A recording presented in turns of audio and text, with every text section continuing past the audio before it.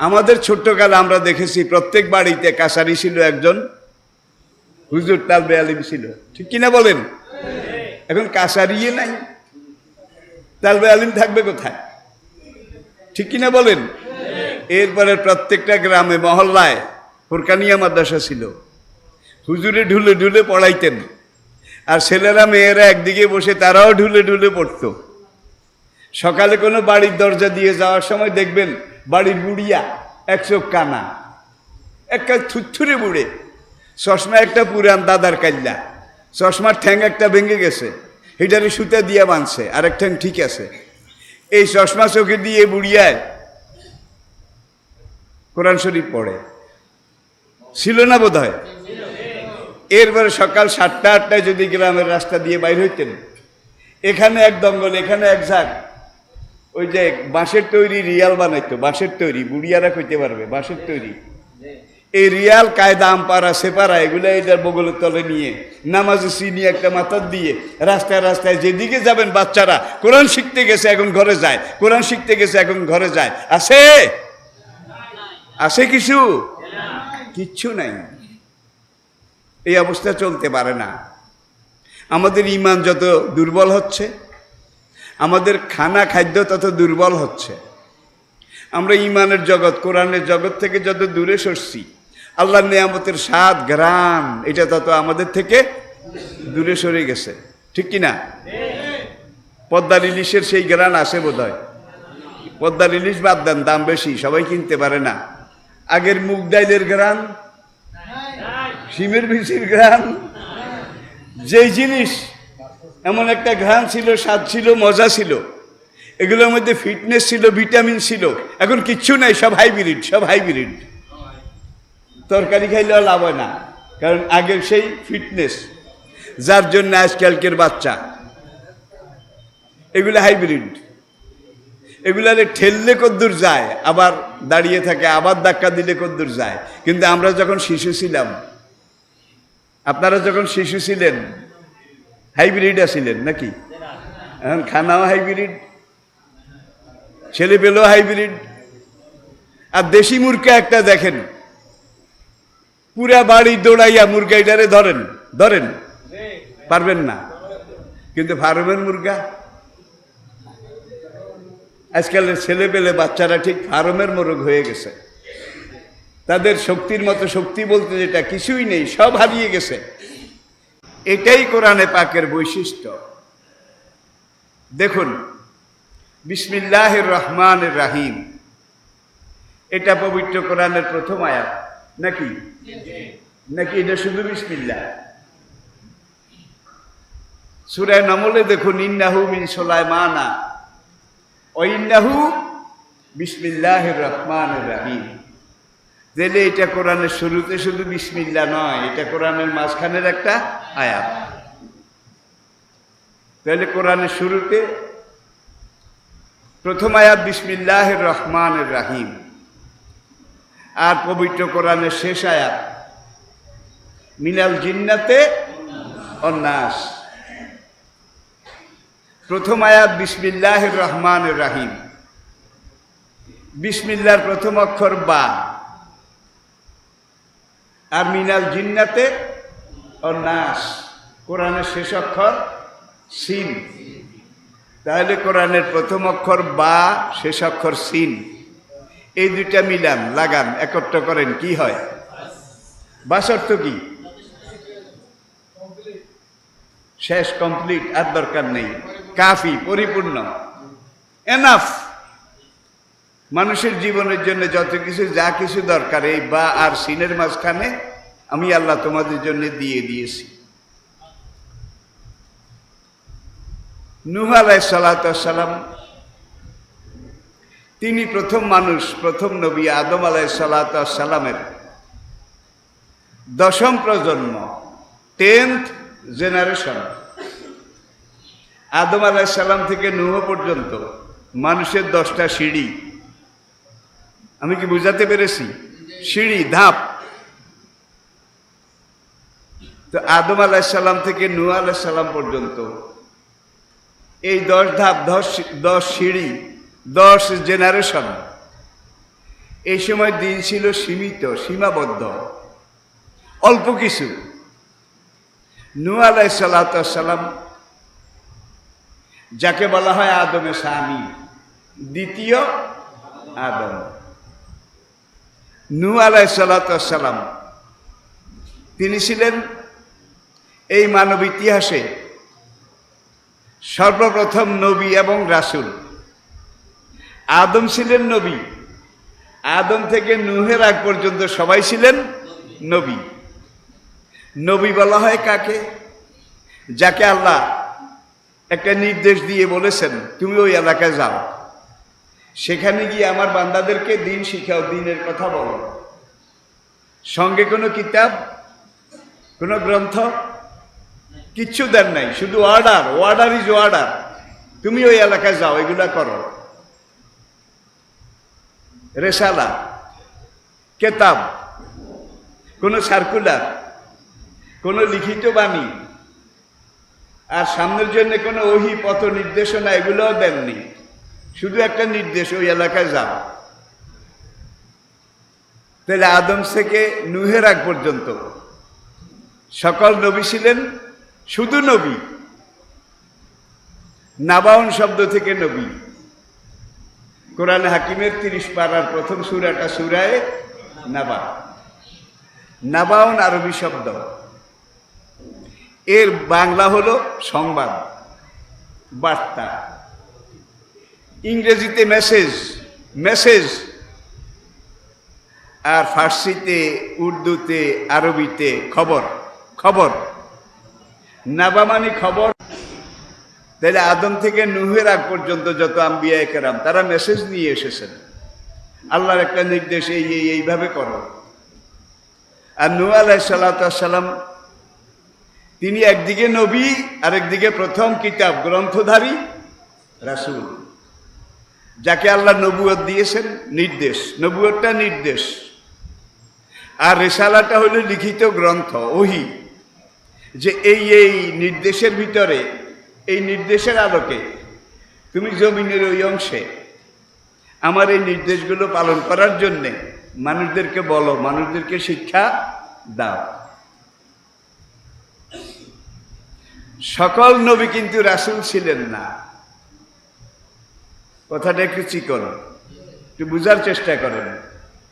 সকল নবী কিন্তু রাসূল ছিলেন না, যাদেরকে শুধু আল্লাহ একটা মেসেজ দিয়ে পাঠিয়েছেন একবারের জন্য, ওয়ান টাইম, যাও এই খবর গিয়ে বলো, নির্দেশ। নাবাউন খবর, মেসেজ, সংবাদ। এই নাবা যিনি পেয়েছেন তিনি নবী। নাবা আল্লাহর পক্ষ থেকে নির্দেশ যিনি পেয়েছেন তিনি নবী। আবার আল্লাহর পক্ষ থেকে নির্দেশও পেয়েছেন, আর আল্লাহর পক্ষ থেকে সার্কুলার, কিতাব, ওহী যিনি পেয়েছেন তিনি নবী এবং রাসূল। কোন নবী রাসূল ছিলেন না, শুধু নবী ছিলেন। কিন্তু যারা রাসূল তারা নবীও ছিলেন, রাসূলও ছিলেন। এবার বোধহয় আপনাদের কাছে পরিষ্কার হয়েছে। আদম আলাইহিস সালামের কোনো বিরোধিতা হয়নি, কিন্তু আদম আলাইহিস সালাম জীবিত থাকতে তার সামনেই দুনিয়াতে হিজবুল্লাহ আর হিজবুশ শয়তান, আল্লাহর পক্ষ শক্তি এবং বিপক্ষ শক্তি, খোদাই শক্তি এবং শয়তানি শক্তি, এটা আদমের জীবিত কালেই কিন্তু শুরু হয়েছিল। আপনারা জানেন আদমের 2 সন্তান, অনেক সন্তান ছিল, অনেক ছেলে মেয়ে ছিল, তার মধ্যে 2 জন আল্লাহর এই জমিনের উপরে প্রথম মার্ডারের ঘটনা, হত্যার ঘটনা, হাবিল এবং জানেন আপনারা, কাবিল তার একটা ব্যক্তি স্বার্থ, এটা হাসিল করার জন্যে আপন ভাই কাবিল তাকে মার্ডার করেছিল, হত্যা করেছিল, যার জন্য হাদিস শরীফে আমাদের নবীজি ইরশাদ করেছেন, কিয়ামত পর্যন্ত আল্লাহর এই জমিনে যত দেশে, যত জনপদে যত হত্যা হবে, যত খুন হবে, খুনি যেই পরিমাণ গুনাহ তার আমল নামায় যাবে, সেই পরিমাণ গুনাহ কাবিলের আমল নামায় লেখা হবে। এটা এই জন্য হবে, আল্লাহর এই জমিনের উপর প্রথম এই ঘটনা করেছে কে? কাবিল। আদম আলাইহিস সালাম তাওহীদ, রিসালাত, আখিরাতের দাওয়াত দিয়েছিলেন। সন্তানরা কেউ গ্রহণ করেছে, কেউ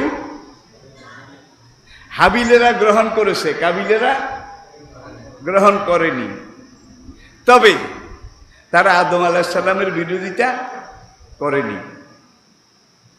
তারা পরস্পর বলা বলি করে নিয়েছে যে বুড়ো যা বলে তোমরা যদি পারো বুড়ার কথা মেনে চলো, আর তোমরা যারা মানো না, মানছো না, মানবে না, খবরদার বুড়ারে কিছু কইও না। আমাদের সবার মুরব্বী, তাহলে বুঝে গেল জাহেলেরও মুরব্বিয়ানা একটা অনুভূতি, ফিলিংস, এটা জাহেলেরও আছে। কিন্তু এই যুগে মানুষ এমন জাহেল হয়েছে, আদমের ওই কাবিলের বৈশিষ্ট্যটা, মুরব্বীকে অন্তত মেনে নেওয়া, এই জিনিসটাকেও আজকে আমরা ভুলে গেছি, হারিয়ে ফেলেছি। বাবা বুড়া হয়েছে, ছেলে বউর সাথে, নিজের স্ত্রীর সাথে পরামর্শ করে বুড়ো বাবাকে নিয়ে সরকারি আশ্রয় কেন্দ্রে রেখে চলে আসে। খাল পাড়ে বাঁশমুড়া, বাঁশের ঝাড়, সেখানে গিয়ে বুড়ি মাকে বাঁশ ঝাড়ে ফেলে রেখে চলে আসে। বাস স্টেশনে বুড়ো বাবা বুড়ি মাকে সেখানে ফেলে ছেলে চলে আসে। এমন ঘটনা আসে না নাই? যে কয়টা ঘটনা আমি উল্লেখ করলাম, প্রত্যেকটা ঘটনা কিন্তু বাংলাদেশে চলছে। কিন্তু আল্লাহর পরে যিনি আপনার কাছে সবচেয়ে বড়, তিনি আপনার মা। আল্লাহর পরে, সৃষ্টিকর্তার পরে আপনি যাকে বেশি জানবেন, বেশি মানবেন, যার ইতাআত আনুগত্য সবচেয়ে বেশি করবেন, তিনি আপনার মা। মায়ের পরে আপনার উপরে ফরজ, আমার উপরে, আমাদের উপরে ফরজ। মায়ের পরে যার হক সবচেয়ে বেশি, যার আনুগত্য করা সবচেয়ে বেশি প্রয়োজন, তিনি আপনার বাবা। আনিশকুরুলি ওয়ালে ওয়ালিদাইক, সূরা লোকমান। পরিষ্কার আল্লাহ পাক বলেছেন, প্রথমে আমি আল্লাহর শুকরগুজারি করো, তারপরে তোমার মায়ের, তারপরে তোমার বাবার। এক সাহাবী এসে আরজ করলেন, ইয়া রাসূলুল্লাহ, আমি কার খেদমত করব? নবীজি বললেন, তোমার মায়ের। সাহাবী আবার জিজ্ঞেস করলেন, তারপরে কার? এবারে নবীজি বললেন, তোমার মায়ের। সাহাবী আবার জিজ্ঞেস করলেন, তারপরে কার? নবীজি এই তৃতীয়বার এবারে বললেন, তোমার মায়ের। সাহাবী আবার জিজ্ঞেস করলেন, তারপরে কার? নবীজি বললেন, তারপরে তোমার বাবার। তাহলে বাবার অধিকার যেদুর ইসলাম দিয়েছে, মায়ের অধিকার সন্তানদের জন্য তার 3 গুণ, নাকি 3 গুণ। আরেক হাদিসে নবীজি বলেছেন, তোমার মা বাবা তোমার উপরে যদি রাজি খুশি থাকে, তাহলে তোমার জান্নাত কনফার্ম, নিশ্চিত। আর মা বাবা যদি তোমার উপরে অসন্তুষ্ট থেকে থাকে, এই অবস্থায় তোমার মরণ হয়, তুমি একাধারে 70 বছর যদি সেজদায় পড়ে থাকো, একাধারে 70 বছর যদি রোজা রাখো, ইফতার না করো, তাহলেও জান্নাত তোমার জন্য হারাম হয়ে যাবে। তাহলে মা বাবা এই দুইজন আপনার আমার, আমাদের মানুষের বেহেশতের টিকিট, বেহেশতের রিজার্ভেশন। সুতরাং জান্নাতে যেতে হলে মায়ের দোয়া, বাবার দোয়া, এটা লাগবে। কিন্তু আজকাল সন্তানরা এগুলো ভুলে গেছে। আমি তাদের দোষ পুরোপুরি দেই না, বাবা মায়েরও দোষ আছে। সন্তানদেরকে জন্মের পর থেকে যা কিছু যেভাবে শিখানো দরকার, এই যুগের বাবা মায়েরা বোধহয় তা সেইভাবে শিখায় নাকি? খুব কম। পশ্চিমী দুনিয়ায় যত দেশে আমি পাশ্চাত্য দেশে গিয়েছি, সেখানে দেখেছি যে একটা শহর, একটা কমিউনিটি, সেখানে 3 জন মুসলমান, পুরো একটা শহর এলাকা, একটা কমিউনিটিতে, মনে করেন একটা ইউনিয়নে কমিউনিটি, ওদের হলো ইউনিয়নের মতো। এখানে হয়তো 3 জন মুসলমান আছে, 3 জনের একজন বাংলাদেশি, বাংলাভাষী, আরেকজন দক্ষিণ ভারতের কেরালা, দক্ষিণ ভারতের কেরালা, সেও মুসলমান, আরেকজন অস্ট্রেলিয়ার কলম্বো এলাকার, সেও মুসলমান। তাহলে একজন বাংলাদেশি, আরেকজন ভারতের কেরালা, আরেকজন অস্ট্রেলিয়ার অথবা শ্রীলঙ্কার, 3 জন মুসলমান ওই কমিউনিটিতে আছে। পশ্চিমী দুনিয়ায় মানুষ আয় রোজগার ভালো করে, এতে কোনো সন্দেহ নাই। এই 3 জনে মিলে তাদের ব্যবসা হোক, চাকরি হোক, তাদের আয় রোজগার থেকে একটা বিশাল অঙ্কের অর্থ খরচ করে 3 জনে মিলে একটা রুম ভাড়া করে সেখানে একটা মাদ্রাসা করে, এবং তাদের এই 3 জনের ছেলে মেয়ে একজন শিক্ষক রেখে, ওস্তাদ রেখে প্রথমে কোরআন শিক্ষা দেয়, কোরআন শিক্ষা দেয়। তা আমি কেরালার এক মুসলমান, কেরালার কিন্তু অনেক ইতিহাস আছে। দক্ষিণ ভারতের যে প্রদেশটাতে এখনো মুসলমানের সংখ্যা বেশি, এই প্রদেশটার নাম হলো কেরালা। আর এই কেরালার বাদশা হিন্দু রাজা চেরুমল পরিমল, এই লোকটা দক্ষিণ ভারত থেকে দেখেছিল একদিন হঠাৎ পূর্ণিমার রাতে চাঁদ 2 খণ্ড হয়ে গেছে। বাদশাহ চেরুমল পরিমল দেখেছিল চাঁদ 2 খণ্ড হয়ে গেছে, 1 খণ্ড এই দিকে, আরেক খণ্ড সেই দিকে। বাদশাহ চেরুমল পরিমল দেখল, সে আবির্ভূত, কিংকর্তব্য বিমূঢ় হয়ে গেল, চাঁদ এইভাবে 2 ভাগ হয়ে গেল। কিছুক্ষণ পরে আবার এসে জোড়া লেগে গেল। চাঁদটা তো সারা দুনিয়া থেকে দেখা যায় নাকি যায় না? এখন সেইটা দেখে ভাবতেছে, অভূতপূর্ব, অকল্পনীয়, চাঁদকে আমি এইভাবে 2 ভাগ হতে দেখেছি, ব্যাপারটা কি?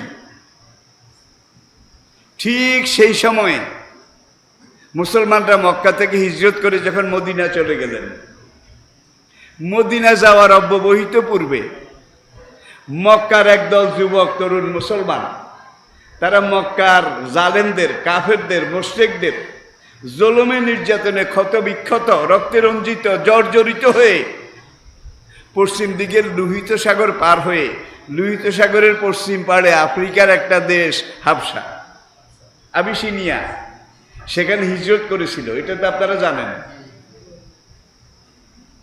আর এই হিজরতের যেই গ্রুপটা প্রথম আবিসিনিয়া গিয়েছিলেন, সেই গ্রুপের, সেই দলের, সেই জামাতের আমির ছিলেন রাসূলে পাক সাল্লাল্লাহু আলাইহি ওয়াসাল্লামার আপন চাচাতো ভাই হযরত জাফর ইবনে আবু তালেব রাদিয়াল্লাহু তাআলা আনহু।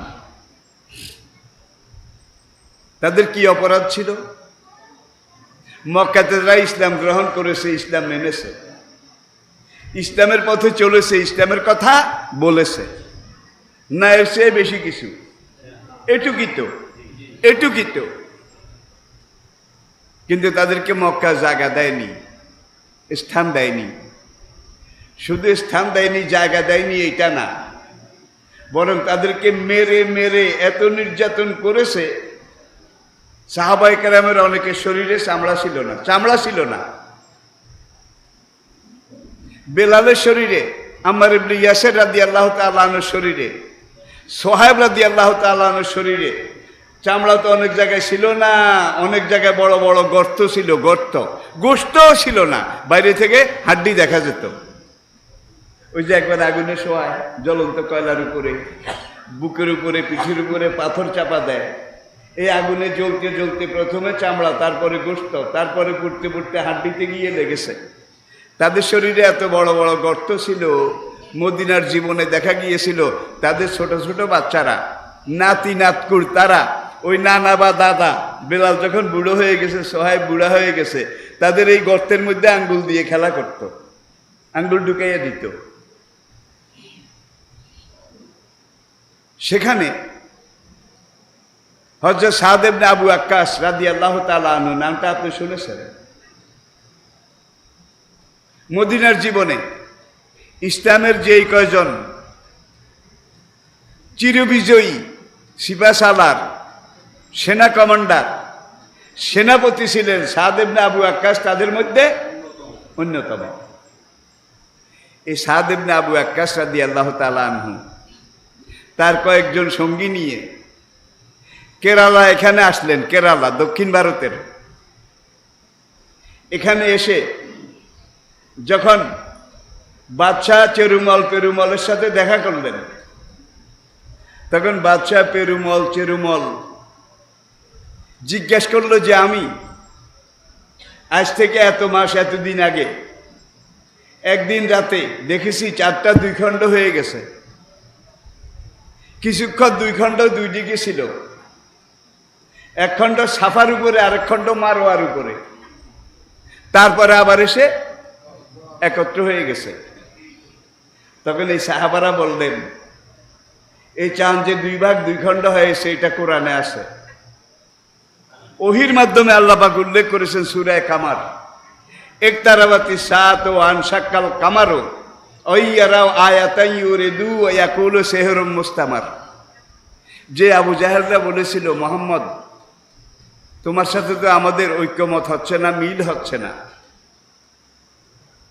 এখন একটা কাজ করো, কাবার মাঝখান দিয়ে ইট পাথর দিয়ে একটা দেওয়াল এটা তৈরি করে আরেকটা দরজা সেখান দিয়ে খুলে দিয়ে কাবাকে আমরা মাঝখানে দেওয়াল দিয়ে ভাগ করে ফেলি। একদিকে আমরা আমাদের দেবদেবী মূর্তি পূজা, লাত মানত হবো, লজ্জা, ইয়াউক, ইয়াগুস, মানাত, ঠাকুরানী দেবদেবীর পূজা করব। আর ওই অর্ধেকে তুমি মুসলমানদেরকে নিয়ে তোমার ইসলামের কাজ যেগুলো এগুলা করিও। তারা এই প্রস্তাব দিয়েছিল। আল্লাহ পাক সূরা কাফিরুন নাজিল করলেন, কুল ইয়া আইয়ুহাল কাফিরুন লা আবুদু। হে নবী, আপনি কাফিরদেরকে বলে দেন, তোমরা যেই দেবদেবীর পূজা করো আমরা এর পূজা করি না। ওয়ালা আনা আবেদু মা আবাদতুম, আর আমি নবী নিজেও ওইসব দেবদেবীর পূজা করি না, মানি না, যেগুলো তোমরা পূজা করো, যেগুলোর নামে মানুষ বলি দাও, যেই দেবদেবীর নামে তোমরা পশু বলি দাও, আমি এগুলা করি না। ওয়ালা আনতুম আবিদুনা মা আবুদ, যার আমি ইবাদত করি, যেই মালিকের আমি ইবাদত করি, তোমরা সেই মালিকের ইবাদত করো না। লাকুম দীনুকুম, তোমাদেরটা তোমাদের জন্য, আমারটা আমার জন্য। এখানে দেখুন কোরআনের কথন ভঙ্গি, বচন ভঙ্গি। লাকুম দীনুকুম, তোমাদের মূর্তি পূজার যেই ধর্ম এটা তোমাদের জন্য, এটা তোমরা করো। অলিয়া দিন, এখানে লামে তাকিদ, ওলামায়ে কেরাম আছেন, তোমাদেরটার আমি পক্ষেও নাই বিপক্ষেও নাই, তোমাদেরটার ব্যাপারে আমি নিরপেক্ষ, আমি সেকুলার, তোমাদেরটার ব্যাপারে আমি সেকুলার। অলিয়া দিন, কিন্তু আমার জীবন জাকাত থাক, জীবন দিয়ে হলেও আমি আমার দিনের চরম পক্ষে আসি। ভাই, বাংলাদেশের একজন দিনাজপুর গোরা শহীদ ময়দানে সেখানে জনসভা করতে গিয়ে, আমি তখন দিনাজপুরে ছিলাম, আমার মাহফিল ছিল, তিনি সেখানে বললেন, এই দেশের মোল্লা মৌলবী, মোল্লা এই কথা শুরু, মোল্লা মৌলবী, এই দেশের আলেম উলমা, আলেম উল আর উলামা না, উলমা, তাদেরকে আমি আবার বলছি, বারবার বলছি, তারা যেন বুখারী শরীফটা ভালো করে পড়ে। বুখারী শরীফে আল্লাহ সেকুলারিজম, ধর্মনিরপেক্ষতার কথা বলেছে। বুখারী শরীফে আল্লাহ বলেছে লাকুম দীনুকুম ওয়ালিয়া দিন। বুখারী শরীফে কইছে কেন লাকুম দীনুকুম ওয়ালিয়া দিন? বুখারী শরীফে গল্লি ঠারে তো নাই। পরবর্তীতে আবার তিনি বললেন, এই দেশের আলেম উলমা, উলমা, তাদেরকে আমি আবার অনুরোধ করব, তারা যেন বুখারী শরীফ একটু ভালো করে পড়ে। বুখারী শরীফের আরেক জায়গায় আল্লাহ বলেছেন লা ইকরাহা, ভাই লা ইকরাহা ফিদ্দিন বুখারী শরীফে কেন? তাহলে দেখা যায় আমির হামজা তো ঠিক নাই, কোনটা বুখারী কোনটা কোরআন? এইটা যারা তমিজ করতে পারে না, গেরবামিরো সগজিরো মোশেরা দিওয়া কুনাদ ই চুনি আর কানে দৌলত মুলকেরা বীরা কুনাদ। কোন পুরানো আলেম থাকলে বুঝে গেছেন। আমি এই মুহূর্তে এটা তর্জমা করতে অপারগ অক্ষম। সুতরাং যা হওয়ার তাই হচ্ছে। তখন ওই সাদ ইবনে আবু ওয়াক্কাস এবং সাহাবারা বললেন যে আজ থেকে এত মাস আগে মক্কাতে যখন কাফেররা চ্যালেঞ্জ করলো যে তোমার আল্লাহকে আমরা মানি না, তোমার কোরআনকে আমরা স্বীকার করি না, হ্যাঁ আমরা মানবো, স্বীকার করব, তুমি যদি এই পূর্ণিমার রাতের চাঁদকে আঙ্গুলের ইশারায় দ্বিখণ্ডিত করতে পারো তাহলে আমরা বলতে পারবো যে তুমি নবী। নবী বললেন ঠিক তো? হ্যাঁ। মানবে তো? হ্যাঁ 100 বার। হুজুর আঙ্গুল ইশারা করলেন, পূর্ণিমার চাঁদ 2 খণ্ড হয়ে 2 দিকে চলে গেল। একতারাবাতি সাত ও আনসাক্কাল কামারো ওয়াইয়ারা আয়াতাই ইউরিদু ওয়া ইয়াকুলু সিহরুম মুস্তামার। কিয়ামত কাছে এসে গেছে। একতারাবাতি সাত ও আনসাক্কাল কামারো, চাঁদ 2 ভাগ হয়ে গেছে। এত বড় মুজিজা দেখেও এই কাফেররা বলল, বাইর বেটা, তোরে না মানলো তোর ওস্তাদেরে মানি। এমন ওস্তাদ তুই পাইছ আর এমন জাদু তুই শিখেছিস, তোর জাদু এতদিন জমিনে চালিয়েছিলি, আজকে তোর জাদু আসমানে চাঁদের উপরে পর্যন্ত চালিয়ে দিয়েছিস। সেহরম মুস্তামের এই কথা বলে তারা পৃষ্ঠ প্রদর্শন করে চলে গেছিল। ঘটনা আপনারা জানেন, আমি শুধু একবার কিন্তু কেরালার বাদশাহ চেরুমল দেখেছিল এই দ্বিখণ্ডিত চাঁদ। মুসলমানরা যখন মদিনা থেকে আবিসিনিয়া হাবশা হয়ে কেরালায় আসলো, আসার পরে যখন বাদশাহ পেরুমল এটা জানলো, জানার পরে সে ওই মুসলমান কাফেলার হাতে হাত দিয়ে বয়াত করে সে ইসলাম গ্রহণ করে মুসলমান হয়ে গেল। যার জন্য দক্ষিণ ভারতে, আরব সাগরের পাড়ে দক্ষিণ ভারতের পশ্চিম এলাকায় কেরালা রাজ্য, সেখানে মুসলিমের সংখ্যা এখনো তুলনামূলকভাবে অন্যান্য প্রদেশের চাইতে পশ্চিমবঙ্গের পরে পুরো বিশাল ভারতে মুসলমানের সংখ্যা কেরালাতে বেশি। তো ওই যে 3 জন মুসলমান, আমি লন্ডন শহরের কথা বলছি, তারা এইভাবে একটা মাদ্রাসা এটা করে একজন হুজুর রেখেছে। আর সেই দেশে একটা রুম ভাড়া নিতে অনেক পয়সা লাগে, অনেক। তাই আমি বললাম, আপনারা 3 জনে মিলে মাদ্রাসা করেছেন, এটাকে উঠাবেন কবে? কি করবেন আপনারা? হুজুর, আমরা জীবিকার সন্ধানে বিদেশে এসেছি, কিন্তু আমাদের ঘরে যে ছেলে মেয়েগুলো আছে, এগুলোকে যদি তাদের জীবনের শুরুতে, তাদের কলবে, তাদের জেহেনে পবিত্র কোরআন ঢুকাই দিতে না পারি, তাহলে আগামী দিনে ওরা হারিয়ে যাবে। ওরা কোরআনের জগতে থাকবে না, ওরা সেকুলার অন্য জগতে চলে যাবে। যার জন্য আমরা মনে করি যে আমাদের খাওয়া দাওয়ার চাইতেও আমাদের পরবর্তী জীবনের জন্য এই সন্তান সন্ততি তাদেরকে কোরআন শিখানো, এটা সবচেয়ে বড় ইনভেস্টমেন্ট। কত লোক বিশাল ব্যবসা করে, বহির্রাষ্ট্রে ব্যবসা করে, চাকরি করে, কাড়ি কাড়ি টাকা পয়সা রোজগার করে। দেশে এমন বিল্ডিং তৈরি করেছে যেই বিল্ডিং সেই যুগের সাদ্দাদের বেহেশতে সে কম না। এমন বিল্ডিং আমাদের দেশে বোধহয় নাই, বহুত আছে আজকাল, বহুত আছে, ঠিক কিনা বলেন? কিন্তু এত বড় বিল্ডিং, রাতে বিল্ডিং এর সামনে দিয়ে গেলে কত লাকসাম, কত বাতি, কত রকমের কি নয়নাভিরাম দৃশ্য। ছেলে 3টা আছে, একটা পাগল, আর একটা ছাগল, আর একটা কবরে মুতে। একটা পাগল, আরেকটা ছাগল, আরেকটা কবরে মুতে। এই ধরনের অবস্থা আছে না নাই? আছে না নাই? তাইলে আপনি মারা গেছেন, আপনার জানাজা পড়া লাগবে। দাফনের আগে জানাজা লাগে না? লাগে তো। এখন এই জানাজা পড়ার হক কার? ছেলের। কার? ছেলের। কারণ এই ছেলেকে আল্লাহ এই কোরআনে বলেছেন অকর রাব্বির হামহুমা, এটা তো আপনারা সবাই জানেন আশা করি। উল্লেখযোগ্য দোয়ার মধ্যে এটা একটা, রাব্বির হামহুমা, ওগো আমার রব, আমার এই মৃত মাকে, আমার মৃত বাবাকে তুমি এমনভাবে রহম করো, ক্ষমা করো, মাফ করো। এই বাবা মা শিশুকালে জন্মের পরে আমাকে যেইভাবে দয়া করে মায়া করে লালন করেছিলেন, পালন করেছিলেন, ধারণ করেছিলেন, ওগো রব্বুল আলামিন আমার এই মৃত মাকে বাবাকে তুমি সেইভাবে মাফ করে দাও। জান্নাতের কোলে আমার মা বাবাকে তুমি জায়গা করে দাও। আল্লাহ তো হাসরের দিনের জাস্টিস নাকি chief justice? Justice the great, আলাইসাল্লাহু বিআহকামিল, সব বিচারকের বড় বিচারক। আর দুনিয়ার সব মানুষ আল্লাহর আদালতে হাসরের দিন কিন্তু আসামি নাকি? সে আসামির তালিকায় বোধহয় আপনার নাম নাই, আমার নাম নাই। কার নাম নাই? একজনে হাত দেখান। সবাই নাম আছে।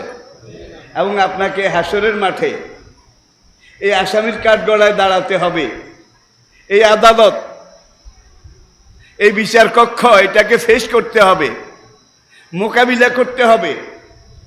মোকাবিলা করে ফারিকুন ফিল জান্নাতে ও ফারিকুন ফিস সাইর। যদি আপনি সঠিকভাবে উতরে যেতে পারেন, সঠিকভাবে কাজগুলো করেছেন, সেইভাবে আপনি হিসাব দিতে পারেন, তাহলে আপনি জান্নাত পাবেন। আর যদি না পারেন, জাহান্নাম। এটা অবধারিত, এটা আল্লাহর বিচার। এখন আল্লাহ হলেন চিফ জাস্টিস, আহকামুল হাকিমিন, সবচেয়ে বড় বিচারক। সেই বিচারক আপনাকে, আমাকে, আমাদেরকে একটা মুসাবিদা শিখিয়ে দিয়েছেন। তুমি দুনিয়াতে যদি সুখী জীবন পেতে চাও, সমৃদ্ধশালী জীবন পেতে চাও, তোমার ছেলে মেয়ে সন্তানদেরকে আগে কোরআনের এলেম ভিতরে ঢুকাইয়া দাও, আগে দ্বীনি শিক্ষা এটা ঢুকাইয়া দাও। এই দ্বীনি শিক্ষা ঢুকাইয়া দিবে, আর এই দ্বীনি শিক্ষা কোরআন এটা বুঝার পরে, জানার পরে তোমার বাবার মরা লাশ, তোমার মায়ের কবরের পাড়ে তুমি গিয়ে কি বলবে? রব্বির হামহুমা, ওগো আমার রব, আমার বাবাকে, আমার মাকে তুমি এমনভাবে রহম করো, দয়া করো, ক্ষমা করো, কামা রব্বায়ানি, আমার মা বাবা ছোট্টকালে, শিশুকালে আমার উপরে যেইভাবে দয়া রহম করেছিল, সেইভাবে তুমি তাদেরকে রহম করে, দয়া করে, ক্ষমা করে তোমার রহমতের কোলে জান্নাতে স্থান দিয়ে দাও। এখন এই দোয়াটা, এই মুসাবিদাটা আমাদেরকে কে শিখিয়েছেন? কে? আচ্ছা, বিচারক যদি কোন আদালতে আসামিকে, কাঠগড়ায় দাঁড়ানো আসামিকে বলে, এই বেটা তুই এইভাবে আমার কাছে একটা দরখাস্ত দে, এইভাবে দরখাস্তের মধ্যে লিখবি ওকে রাব্বির হামহুমা, শিখাই দিছে কে? বিচারক নিজে, আল্লাহ নিজে। তাহলে বিচারক নিজে আসামিকে শিখাই দিয়েছে, তুই এইভাবে দরখাস্ত কর, তাহলে তোরে মাফ করে দেব। এখন কি আমরা এটা করতে পারি? বাচ্চাদেরকে যদি কোরআন শিখান শুরুতে, এরপরে আপনি তাদেরকে কলেজে পড়ান, ইউনিভার্সিটিতে পড়ান, ডাক্তার বানান, ইঞ্জিনিয়ার বানান, ম্যাজিস্ট্রেট বানান, কোনো অসুবিধা নাই, আগে কোরআন শিখান। ছেলে হোক, মেয়ে হোক। নেপোলিয়ন বোনাপার্টি তার জাতিকে বলেছিলেন, তোমরা যদি আমার কাছে একটা ভালো দেশ চাও, সুখ শান্তির দেশ চাও, ভালো রাষ্ট্র চাও, তাইলে আমাকে 10 জন ভালো মা, আদর্শ মা আমাকে দাও, তাইলে 40 বছর পরে আমি তোমাদেরকে একটা ভালো দেশ, ভালো রাষ্ট্র এটা দিতে পারবো। তাহলে ভালো রাষ্ট্র, ভালো দেশ দিতে হইলে আগে কি দরকার? ভালো মা দরকার। এখন ভালো মা বলতে খুব সুন্দরী নাকি? দ্বীনি মা, কোরআনপন্থী মা, কোরআন জানা মা। নারীর আসল রূপ কিন্তু বাইরে নয়, নারীদের আসল রূপ ভিতরে, বাইরে যেটা আছে এটা শিয়াল কুকুরেরও আছে, হায়াম জানোয়ারেরও আছে, এটার এক পয়সাও দাম নাই। কিন্তু নারীর আসল রূপ ভিতরে। এই রূপটাকে যদি কোরআনের আলোকে আলোকিত করতে পারেন, তাহলে এই নারীর গর্ভ থেকে যে সন্তান হবে সবগুলো আল্লাহর ওলি হবে। অনেক ডিসি আছে, অনেক সচিব আছে, সরকারি লেভেলে সর্বোচ্চ পর্যায়ে চাকরি করে, কিন্তু সবাই রাতে তাহাজ্জুদ পড়ে। এরকম আসে না নাই? আসে না নাই? আসে তো, সংখ্যায় একেবারে কম না। ভাই, আমার কাছে সারা দুনিয়া থেকে ফোন আসে, সারা পৃথিবী থেকে। বাংলাদেশে যতগুলো সেক্টর আছে, প্রত্যেকটা সেক্টরের অনেক বড় বড় পদের উল্লেখযোগ্য ব্যক্তিরা আমাকে ফোন করে, হুজুর আমার পরিচয়, আমি অমুক। আমি সবসময় আপনার জুমার খুতবা নেটে আপনার বক্তব্যগুলো শুনি, আমার এই ব্যাপারে আপনি আমাকে একটু পরামর্শ দেন। এখন ওই যে বলছিলাম 3 জন লোক মিলেও একটা মাদ্রাসা করেছে, তাইলে তারা মুসলমান, তারা কোরআনকে অগ্রাধিকার দিয়েছে, এই জন্য আগে মাদ্রাসা করেছে। আমার প্রশ্নের জবাবে তারা বলেছিল, হুজুর টাকা পয়সা আজকে আসে কালকে নাই, এটা 2 দিনের খেলা ঘর। কিন্তু বাচ্চাগুলোকে যদি কিছু টাকা পয়সা খরচ করে তাদের পেটে শুরুতে কোরআনটা ঢুকাইয়ে দিতে পারি, তাহলে আগামী জীবনে সে যেই সেক্টরে যাক, যেই কাজ করুক, বেনামাজি হবে না, ফাসেক হবে না, নাস্তিক হবে না। বাবা মারা গেছে, এখন জানাজা লাগবে না? জানাজার 1 নম্বর হক কার? কে পড়াবে? ছেলে পড়াবে। কারণ ছেলেকে ওই চিফ জাস্টিস শিখাই দিছে, তোর বাবার মরা লাশ, তোর মায়ের মরা লাশ, এটা সামনে রেখে তুই যখন কেঁদে উঠে বলবি রব্বের হামহুমা, সঙ্গে সঙ্গে আমি আল্লাহর আরশে আজিম থরথর করে কাঁপা শুরু করবে। আরশ বলবে, মালিক তুমি অমুককে শিখাই দিয়েছো রব্বের হামহুমা, এইভাবে মা বাবার জন্যে তোমার কাছে দরখাস্ত করার জন্যে। সে বাবা আল্লাহর সামনে নিয়ে কান্দে আর কয় রব্বের হামহুমা। এখন তুমি কি করবা? আল্লাহ সঙ্গে সঙ্গে বলবে যে কোরআন শিক্ষা দিয়েছে, এই উসিলা বরকতে আমি তার বাবাকে মাকে ক্ষমা করে দিলাম, মাফ করে দিলাম।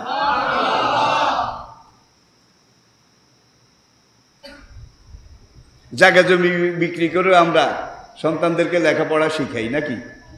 শিখান, কোনো অসুবিধা নেই। যে যত উচ্চ শিক্ষিত সে তত তাড়াতাড়ি কোরআন বুঝতে সক্ষম, কিন্তু যার শিক্ষা দীক্ষা কম সে হইল ঠেলা গাড়ি। ঠেলা গাড়ি ঠেললে একটু যায়, তারপরে আবার থেমে যায়।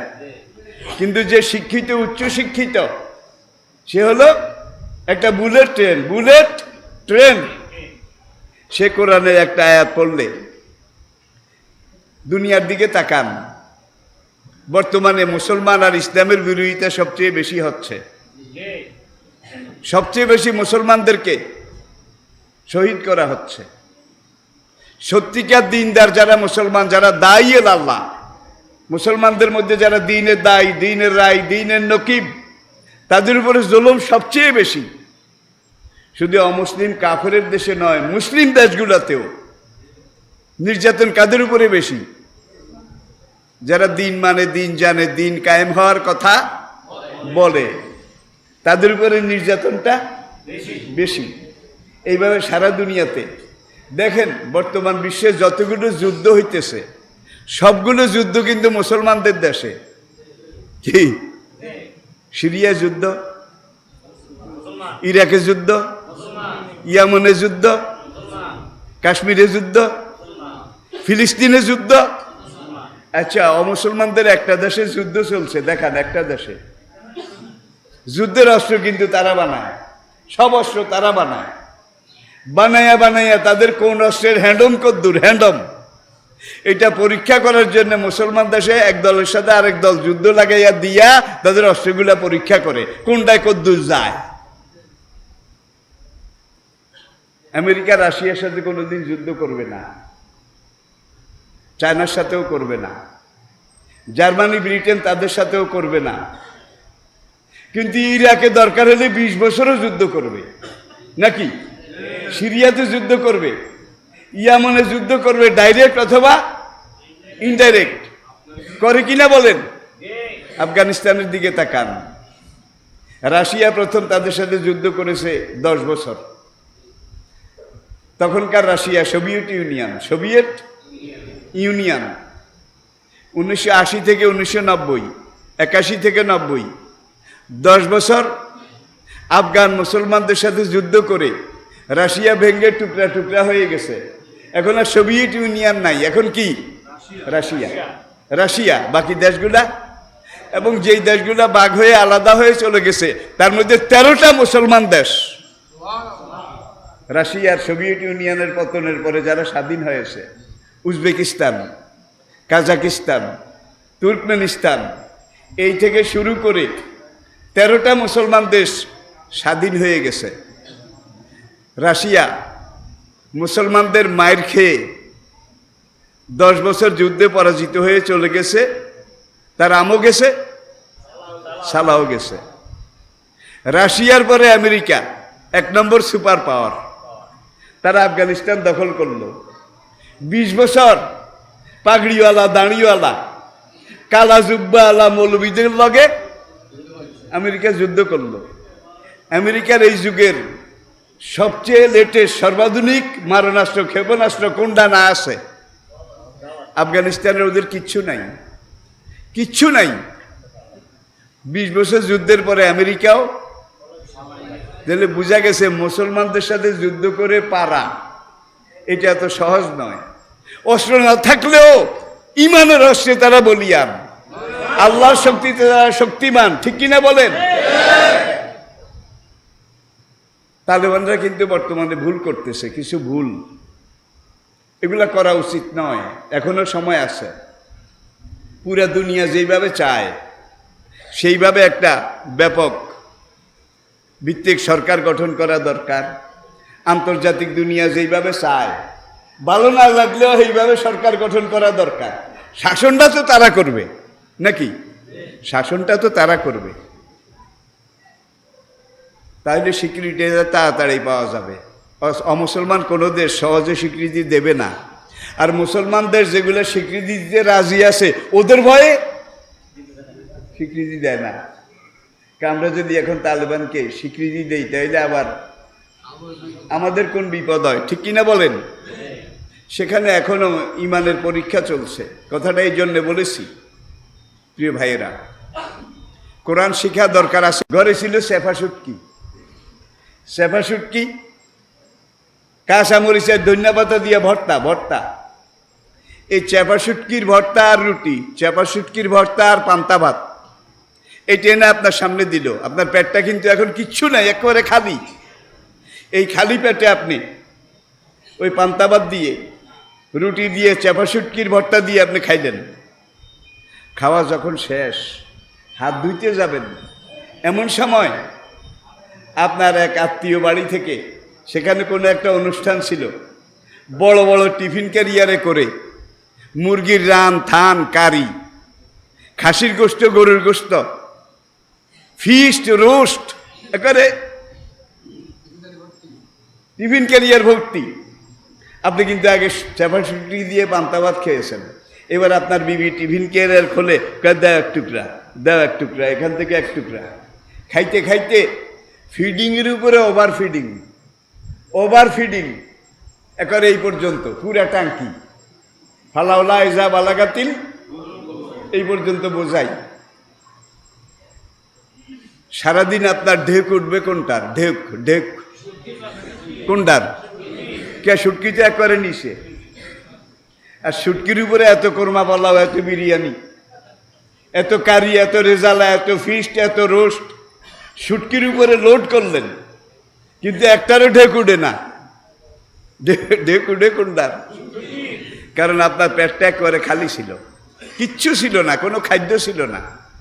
এই খালি পেটে যখন আপনি চেপার ভর্তা দিলেন, এই চেপার ভর্তাটা আপনার পেট এমনভাবে গ্রহণ করলো, এটা সাইকোলজি, চিকিৎসা বিজ্ঞান এটা স্বীকার করে, এমনভাবে আপনার পেট এটারে কবুল করলো, গ্রহণ করলো, কোরমা পালাও এগুলো উপর দিয়ে আসে, প্যাড এটারে জিজ্ঞাসাও করে না, খাইছত খাইছত, তোর ট্যাঙ্কে তুই লোড করছ। কিন্তু আসল লোড আসল জিনিস দিয়া। আসল জিনিস কি? ক্ষুধার সময় চেপাসট কি সারাদিন চেপার ঢেক উঠবে, ঠিক কি না?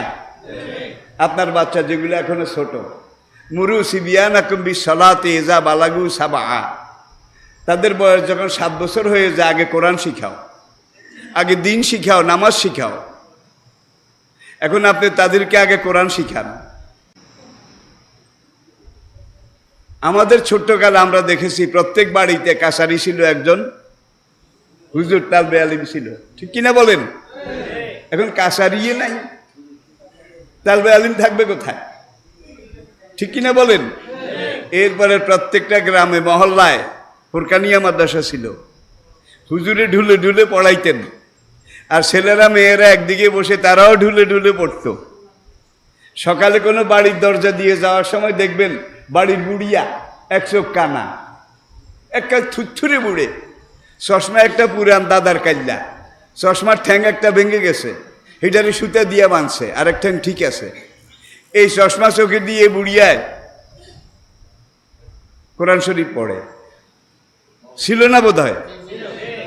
এরপরে সকাল 7টা-8টায় যদি গ্রামের রাস্তা দিয়ে বাইর হইতেন, এখানে এক দঙ্গল, এখানে এক ঝাঁক, ওই যে বাঁশের তৈরি রিয়াল বানাইতো, বাঁশের তৈরি, বুড়িয়ারা কইতে পারবে, বাঁশের তৈরি এই রিয়াল, কায়দা, আমপারা, সেপারা, এগুলো এটার বগলের তলে নিয়ে নামাজে চিনি একটা মাথার দিয়ে রাস্তায় রাস্তায় যেদিকে যাবেন বাচ্চারা কোরআন শিখতে গেছে এখন ঘরে যায়, কোরআন শিখতে গেছে এখন ঘরে যায়। আছে? আছে কিছু? কিচ্ছু নাই। এই অবস্থা চলতে পারে না। আমাদের ঈমান যত দুর্বল হচ্ছে, আমাদের খানা খাদ্য তত দুর্বল হচ্ছে। আমরা ঈমানের জগৎ, কোরআনের জগৎ থেকে যত দূরে সরছি, আল্লাহর নিয়ামতের স্বাদ, ঘ্রাণ, এটা তত আমাদের থেকে দূরে সরে গেছে, ঠিক কিনা? পদ্মার ইলিশের সেই ঘ্রাণ আসে বোধ হয়? পদ্মার ইলিশ বাদ দেন, দাম বেশি, সবাই কিনতে পারে না। আগের মুগ ডাইলের ঘ্রাণ, শিমের বিচির ঘ্রাণ, যেই জিনিস এমন একটা ঘ্রাণ ছিল, স্বাদ ছিল, মজা ছিল, এগুলোর মধ্যে ফিটনেস ছিল, ভিটামিন ছিল, এখন কিচ্ছু নাই, সব হাইব্রিড, সব হাইব্রিড। তরকারি খাইলেও লাভ হয় না, কারণ আগের সেই ফিটনেস, যার জন্য আজকালকের বাচ্চা এগুলো হাইব্রিড। এগুলারে ঠেললে কদ্দূর যায়, আবার দাঁড়িয়ে থাকে, আবার ধাক্কা দিলে কদ্দূর যায়। কিন্তু আমরা যখন শিশু ছিলাম, আপনারা যখন শিশু ছিলেন, হাইব্রিড ছিলেন নাকি? এখন খানাও হাইব্রিড, ছেলে পেলেও হাইব্রিড। আর দেশি মুরগা একটা দেখেন, পুরা বাড়ি দৌড়াইয়া মুরগাইটারে ধরেন, ধরেন পারবেন না। কিন্তু ফার্মের মুরগা, আজকালের ছেলে পেলে বাচ্চারা ঠিক ফার্মের মোরগ হয়ে গেছে।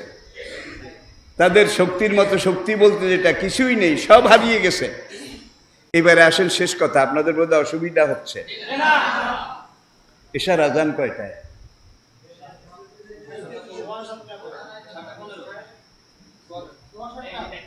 তাইলে আজান পর্যন্ত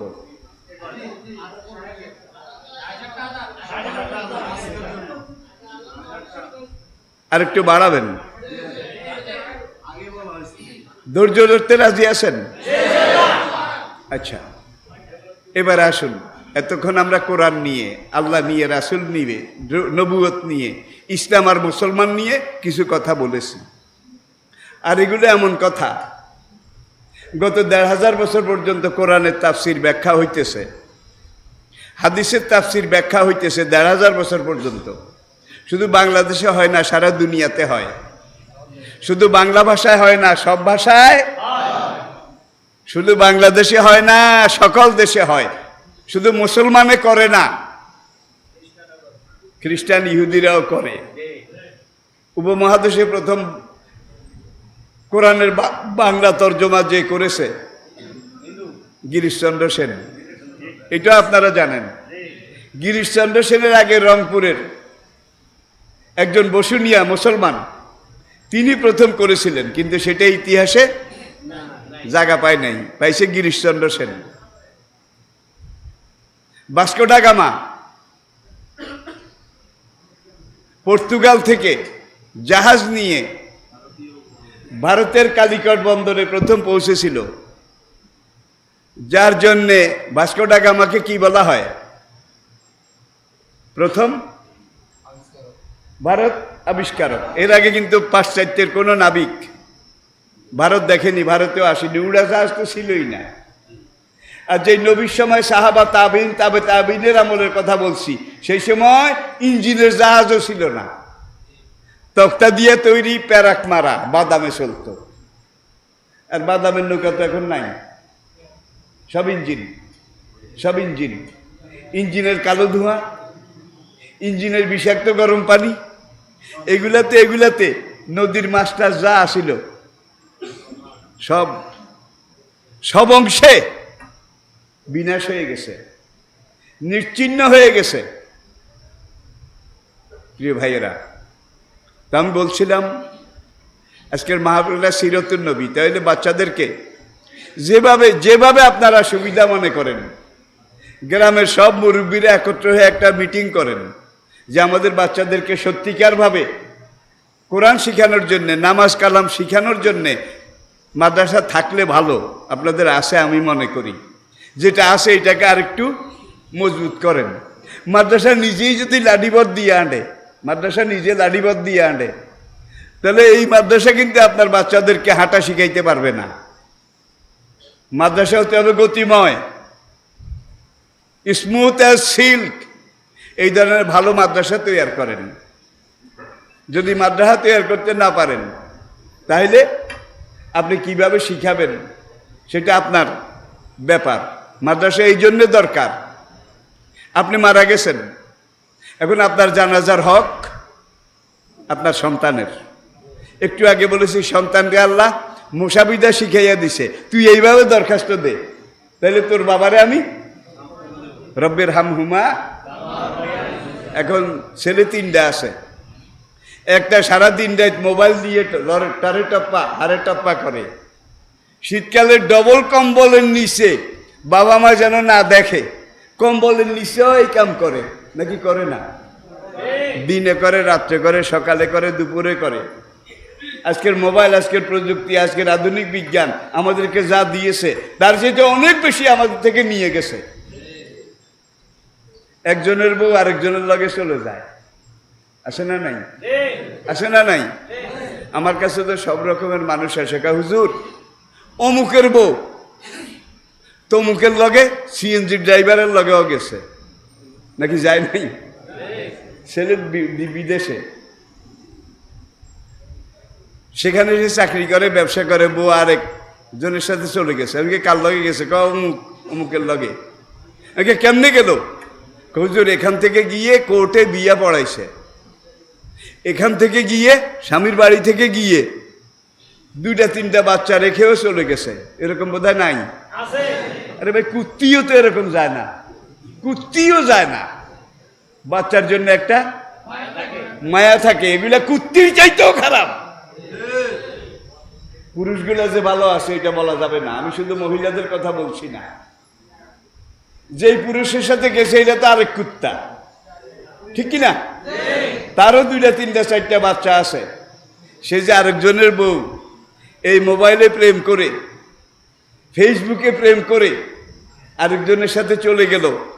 হুজুর কোর্টে বিয়ে হয়েছে। আমি কি আগের স্বামী কি তালাক দিছে? এটা তো জানি না। গৃহস্থের গরু সরে দড়ি পাকায়, স্বামী তো তালাকই দেয় নাই। এখন সেখানে গিয়ে দিব্যি কোর্টে বিয়ে করে ওই ব্যক্তির সাথে ঘর করতেছে, মিলন করতেছে, এখানে বাচ্চা হচ্ছে। এখানে যতবার এই স্ত্রীর সাথে মিলন করবে ততবার জেনা হবে, জেনা হবে, ব্যভিচার হবে। আর এই ঘরে যত সন্তান হবে, আল্লাহর কসম, সব জারজ হবে। এইভাবে আজকে সমাজে জারজ সন্তান জন্ম নিচ্ছে নাকি নিচ্ছে না? এটাকে যদি বন্ধ করা না যায়, তাহলে আজ থেকে আগামী 50 বছর পরে দেশটা জারুয়ার দেশ হয়ে যায় নাকি? জারুয়ার গোষ্ঠী হয়ে যায় নাকি? এমন একটা আশঙ্কা কিন্তু আমি করতেছি। আপনারা কি কেউ আমার উপরে রাগ করেছেন? রাগ করেছেন? এখানে আরেকটা জিনিস, কেউ ফেন্সিডিল খায়, যুবক তরুণদের কথা বলছি। কেউ ইয়াবা খায়, কেউ গাঁজা খায়, কেউ হিরোইন খায়, কেউ পপি খায়, বিভিন্ন রকমের নেশা। আজকে যুবকদের একটা বিরাট অংশ এই একদিকে এই মোবাইল, আরেকদিকে নেশার মধ্যে ডুবে গেছে নাকি যায় নাই, ডুবে গেছে নাকি যায় নাই। কুল্লু মুস্কার হারাম, কোরআনে মদ হারাম, নেশা হারাম, জুয়া হারাম, লটারি হারাম, একবার কোরআনের ডাইরেক্ট আয়াত। নবীজি হাদিসে এগুলার ব্যাখ্যা দিয়েছেন। এখন একটু চিন্তা করেন, নেশা কুল্লু মুস্কার হারাম, সব রকমের নেশা হারাম। এখন এই নেশা করতে করতে করতে করতে যারা ইয়াবা খায়, ফেন্সিডিল খায়, গাঁজা খায়, হিরোইন খায়, তাদের প্রথমে হার্টে অ্যাটাক করে, এরপরে লিভারে, তারপরে কিডনিতে, তারপর প্রোস্টেট গ্ল্যান্ডে ওই মদ গাঁজা এগুলোর এফেক্ট, এগুলোর আসরে তার শরীরের ভিতরের মেশিনারি কলকবজা, ভিতরের অর্গানগুলো আস্তে আস্তে অকেজো হয়ে যায়। আমার এলাকা, আমি নিজে সাক্ষী, কয়েকটা যুবক মারা গেছে 40 বছরের আগে, খুব কর্মঠ যুবক ছিল। কয়েক বছর আগে এক যুবক ওই নৌকার মধ্যে মরি রয়েছে, বোধহয় আপনারা খবর পাইছেন কিনা, নৌকার মধ্যে সেখানে যাই খাইছিল, খাইয়ার বাড়িতে আসতে পারে সেই নৌকাতেই মারা গেছে।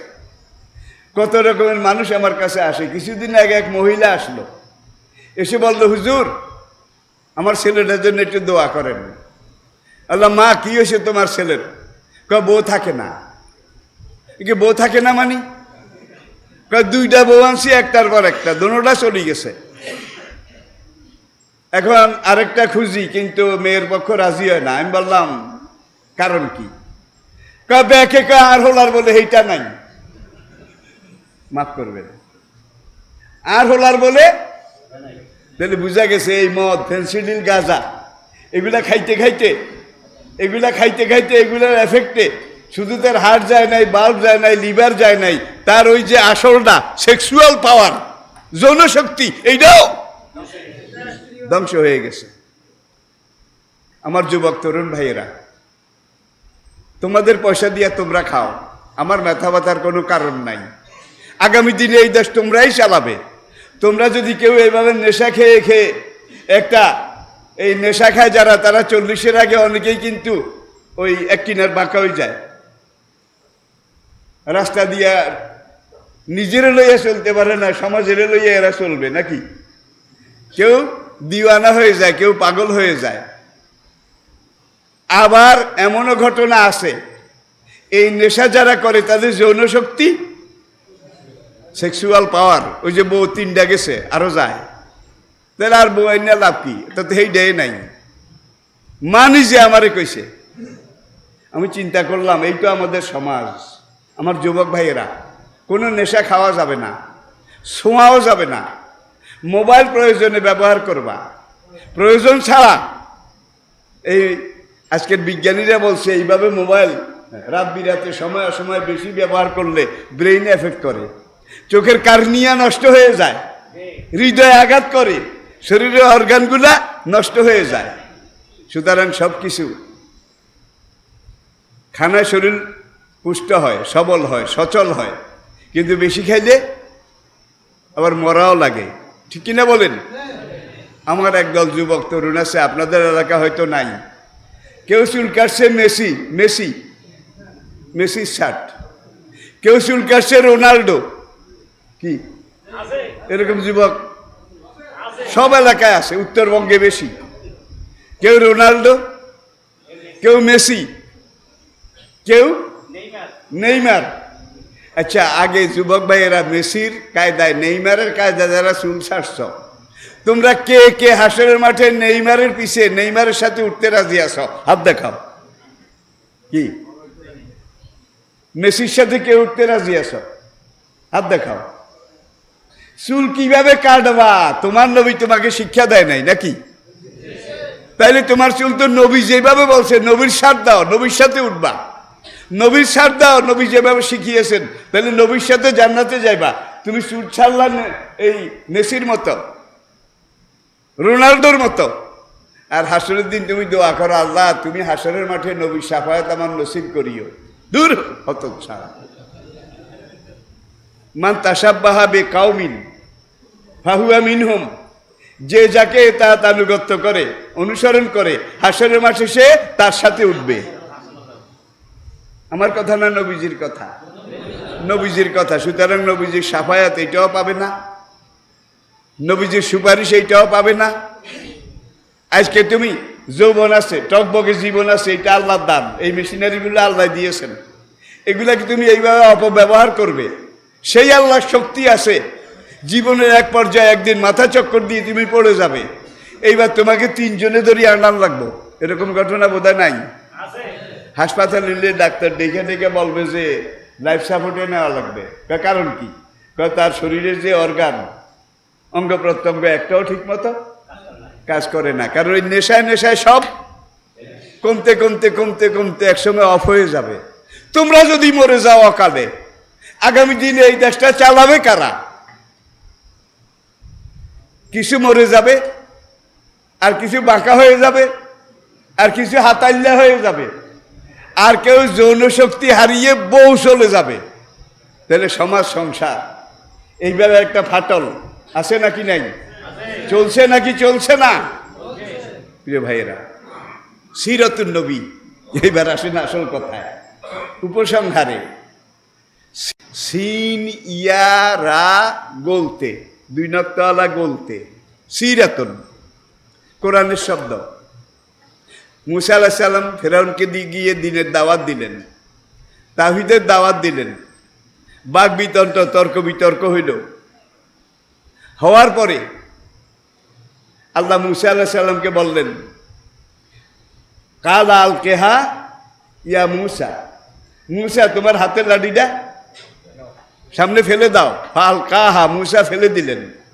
ফায়জা হিয়া, কয় না কা হাইয়া তুম, বিরাট এক কালসাপ অজগর, এইভাবে ফনা তুলে, ফেরাউনের সিংহাসনের চাইতেও তার ফনা উঁচু, এইভাবে জিভ লক লক করে। ফেরাউনকে জাদু জাদু জাদুকর আনেছে, 60,000 জাদুকর। আর তখন জাদুকরের যুগ ছিল, 60,000 জাদুকর। মুসার লাডি সাপ একটা, আর 60,000 জাদুকর, তারা কেউ 100 সাপ বানাইছে, দড়ি দিয়ে, সুতা দিয়ে, গাছের লতা দিয়ে সাপ বানাইছে। তাইলে 60,000 জাদুকর, তারা যদি 100টা করে সাপ বানিয়ে থাকে, কত সাপ? 10টা করে বানালে কত? আপনারা হিসাব করেন, 60 লাখ। আর মুসা যখন লাঠিটা ছেড়ে দিলেন, অজগর এইভাবে একবার ফনা তুলে এইভাবে হাঁ করলো, লক্ষ লক্ষ জাদুকরের লাঠি সব নদীর স্রোতের মতো এসে এইটার ভিতরে ঢুকে গেল, অজগরের পেটের ভিতরে ঢুকে গেল। কোরআনে আল্লাহ পাক বলছেন, মুসা নবীর ঘটনা। এখন লাঠি ছেড়ে দেওয়ার পরে এই ঘটনা মুসার সামনে, নবী হইল তো মানুষ, ভিতরে একটু কিরে ছাড়লাম লাঠি, ওইল কি? ওইল তো সব খাইল কি? কত লক্ষ লক্ষ সব খাইয়ে লাইছে, নবী নিজে ডরাইছে। আল্লাহ কয়, কালা খুজহা ওয়ালা তাখাফ, মুসা সাপের গর্দান ধরো, ওলা তাখাফ, ভয় পেও না, ভয়ের কোনো কিছু নাই। সানুইদুহা সিরাতাহাল, এই সিরাত পাইছেন নি? সিরাত, সিন ইয়ারা বলতে, তুমি যদি সাপের গর্দানে হাত দাও, তাইলে আমি এই সাপকে তার আসল অবস্থায় নিয়ে যাব। মুসার এই সাপের আসল অবস্থা কি আছিল? লাডি নাকি? সানুইদুহা সিরাতাহাল উলা, আগে এটা যেই লাঠি আছিল, তুমি সাপের গর্দানে হাত দিলে এটা সেই লাঠি হয়ে যাবে। মুসা গর্দানে হাত দিলেন, এত বিশাল অজগর, এইবার ওই এই এক মুঠ, যেই লাঠি সেই লাঠি, লক্ষ লক্ষ সাপ তো দূরের কথা, একটা সুতাও খুঁজে পাওয়া যায় নাই। কারণ এই লাঠির আসল সুরত, অরিজিনাল সুরত, এটা লাডি নাকি? লাডি। সিরাতাহাল, তাহলে সিরাতুন নবী, নবীর আসল সুরত, নবীর আসল অবস্থা, নবীজির আসল জীবন, বাস্তব জীবন। সিরাতুন নবী, নবীর কথা, নবীর কাজ, নবীর আচার আচরণ, কওলুহু ও ফেলুহু ও সুকুতুহু, নবী যেটা বলেছেন সেটাও হাদিস, নবীজি যেটা করেছেন সেইটাও হাদিস। সুকুতুহু, নবীর সামনে কোনো সাহাবী কোনো একটা কাজ করেছে, নবী দেখছেন, দেখে হাও বলেন নাই, নাও বলেন নাই, চুপ থেকেছেন, কি বোঝা যায়?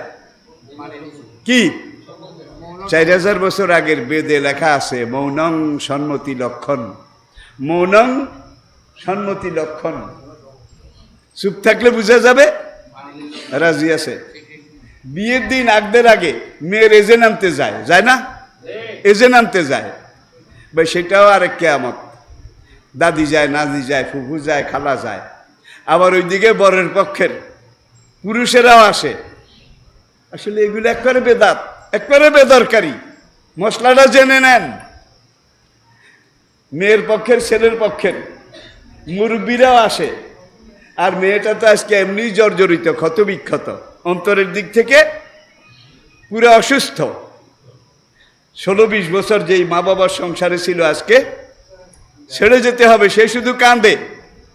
এখন ওই পুরুষেরা এইভাবে খাড়াইছে কল্লা টানা দিয়ে, সেই মেয়ে এজেন্ট দেয়নি, ছেলের দুলাভাইও খাড়াইছে। এই এদেরকে এই মেয়ের এখানে এসে দাঁড়ানো, এটা জায়েজ হয়েছে নাকি? জায়েজ হয়েছে, খবরদার। এখন আবার মেয়ের কিছু দাদি টাদি আছে, মেয়ে তো খালি কান্দে, কই যে এতেনরা আইছে, তুই একটু রাজি আসত নি? অমুকের ছেলে অমুক এত মহারানা, তোরে বিয়ে দিতে চাই, তুই রাজি আসত নি? মেয়ে কিচ্ছু কয় না, খালি কান্দে। দাদি একটু একা হাঙ্গুডি কস না কা, তারা রইজে চলে যায়, হাঙ্গুডি কস না কা। ভাই আমি তো আপনাদেরই ছেলে, আপনাদেরই লোক, এরকম কয়নি? হাঙ্গুডি কস না কা, ও তারা রইজে চলে যায়, ভাত খাইতে হারে না। সম্পূর্ণ বেদরকার। দেখেন নবী ইসলামে কত সহজ করেছেন। আপনি যে আগের রাত্রে গরু জবা করছেন বা গরুর গোস্ত কিনে আনছেন, আগামীকাল মেয়ের বিয়ার তারিখ নাকি, গোস্ত কিনছেন, মাছ কিনছেন, তরকারি কিনছেন, মশলা কিনেছেন, পোলাওর চাল কিনেছেন, আর যার অ্যাবিলিটি আছে, সক্ষমতা আছে, গোটা গরু জবা করে দিছেন, ঠিক নি? মেয়ে তো এগুলা দেখছে নাকি? দেয় না? দেখছে তো। দেখি টেকি মেয়ে একবারও কইসেনি আব্বু এগিন করিয়েন না, আমি এগুনের মধ্যে নাই, কইসেনি? তাহলে বুঝতে যায় মেয়ে সব দেখছে, বুঝছে যে কাইল আমার এই ঘটনা হইব। মেয়ে চুপ করে রয়েছে, তাহলে এই চুপ থাকাটা কি এজেন্ট হয়ে গেছে। কিন্তু আজকাল যা করে এগুলা শরীয়তের কাছে ধারেও নাই। মেয়ে যদি বালেগা হয় এবং মেয়ে যদি এগুলো সব দেখে টেকে চুপ থাকে, তাহলে কি তার এজেন্ট এই চুপ থাকার মধ্যেই আসে, ঠিক কিনা বলেন? দেখুন আমি যে কথাটা বলছিলাম, সিরত, নবীজির কথা, নবীজির কাজ, নবীজির চলন, নবীজির বলন। আর নবীজি আসার আগে, কোরআন আসার আগে মক্কায় খুব সুখ শান্তি আছিল নাকি? হ্যাঁ রে, চুরি ডাকাতি, খুন, হত্যা, রাহাজানি, নেশা, মদ, জুয়া কোনটা না আসিল? বেহায়াপনা, জেনা, এটা কোনটা না আসিল? মানুষকে ধরে এনে হাতে শিকল দিয়ে বেঁধে বাজারে বিক্রি করত, গরুরান্ডের মতো, ঠিক না বে ঠিক? মানুষকে ধরে এনে শিকলে বেঁধে বাজারে বিক্রি করত আশরাফুল মাখলুকাত মানুষ। এইভাবে একটা অরাজকতায় পরিপূর্ণ ছিল। জজিরাতুল আরবে কয়েকটা পরিবার ছিল জমিদার, তাদের জায়গা জমিও বেশি ছিল, খেজুর বাগানও বেশি ছিল, ব্যবসাও বেশি ছিল। আর পুরো এলাকার লোক সবাই ওই জমিদারের গোলাম, বদলা, কামলা। সেখানে মেহনত করতো, কাজ করতো, সামান্য কিছু পাইতো। আর গোলাম যারা, তারা তো সামান্য পাইতো না, জীবনে একবার 1 টাকা চাইলে না, 5 শিকা দিয়ে কি নিয়ে এনেছে গোলাম। এটা 5 শিকা বুঝার জন্য বলছি। সারাটা জীবন সে খেটে মরবে এখানে, তার কোনো বেতনও নাই। খানা এই পরিমাণ দেবে যেন গরুটা মরে না যায়। গরু মরে গেলে আমার আলস হইতে অসুবিধা হবে, ঠিক গোলাম রে এইভাবে। আমরা গরুরে যে খানা দেই এটা কি গরুর খাতিরে নাকি কাজের খাতিরে? কাজের খাতিরে। গোলামকে ঠিক এইভাবে অবস্থা করত। কয়েকজন ভূসম্পত্তি তারা পুরা দেশ এটাকে এইভাবে শোষণ করত, জুলুম করত। পুরা দেশের টাকা পয়সা দিরহাম দিনার এই কয়েকজনের হাতে ছিল। আর সব গরিব, সব কাঙ্গাল, সব ভিক্ষুক, সব রিক্ত নিঃস্ব। নবী এসে বললেন, কোরআন বলল, অফি আমওয়ালিহিম হাক্কুন লিসাইলে ওয়াল মাহরুম। ধনীদের যে সঞ্চিত ধন, এই সঞ্চিত ধনের মধ্যে বঞ্চিত গরিবের অধিকার আছে। তু খাজুমিন আগ্নিয়াহিম, ধনীদের থেকে টাকা নেওয়া হবে কি হিসাবে? জাকাত হিসাবে নাকি? ভাই, ট্যাক্সের মধ্যে কি মানুষ ফাঁকি দেয়? এমনকি বৈদ্যুতিক ওই যে মিটার আছে না, একদম চোর বাইরে সে মিটারের লাড়ি থয়, মিটারের এমনভাবে একটা কিছু বেশকম করে রাখে যাতে করে তার বিল আসবে 2000 টাকা, আইসে 250 টাকা। আপনাদের মধ্যে নাই, কিন্তু এরকম সমাজে আসলে আসে না নাই? আসে না নাই? হ্যাঁ রে, চুরি। তারা চুরি করলে তারা দায়ী হবে। আপনি চুরি করবেন কেন?